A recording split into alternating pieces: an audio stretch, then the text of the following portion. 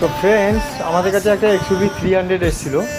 গাড়িটা ওয়াশ হয়েছে, ওয়াশ হয়ে জাস্ট কিছু কাজ আছে যেগুলো টুকটাক হয়েছে। ফিনিশিংটা কেমন হয়েছে আপনাদের দেখাবো, চলুন গাড়িটা দেখাই। তো গাড়িটা দেখতেই পাচ্ছেন, এটা ওয়াশ হয়েছে। ওয়াশ হওয়ার পরে এই যে সাইডে ফাইবারগুলো দেখতে পাচ্ছেন, এই ফাইবারগুলো আর টায়ারগুলো কাস্টমার রিকোয়ারমেন্ট ছিল একটা হালকা করে পলিশ করে দেওয়ার জন্য। আমি একটা পলিশ করেছি, আপনারা দেখতেই পাচ্ছেন। কাছ থেকে দেখে আপনারা ভালো বুঝতে পারবেন। তো অলরাউন্ড ফাইবারগুলো যতগুলো আছে বা বাইরে আউটসাইডে ফাইবারগুলো পলিশ করেছি, এবং টায়ারগুলোকে পলিশ করেছি। প্লাস গাড়িটা ওয়াশ হয়েছে, দেখতেই পাচ্ছেন ফিনিশিংটা। তো এইরকম সস্তার মধ্যে যদি কিছু ওয়াশ অ্যান্ড পলিশ করাতে চান, এইরকমভাবেও কাজ করা হয় আমাদের, দেখতেই পাচ্ছেন গাড়ি। তো এইরকম কাজ যদি থাকে আপনাদের কাছে, তো ভিজিট করুন হান্নান অটো কেয়ারে।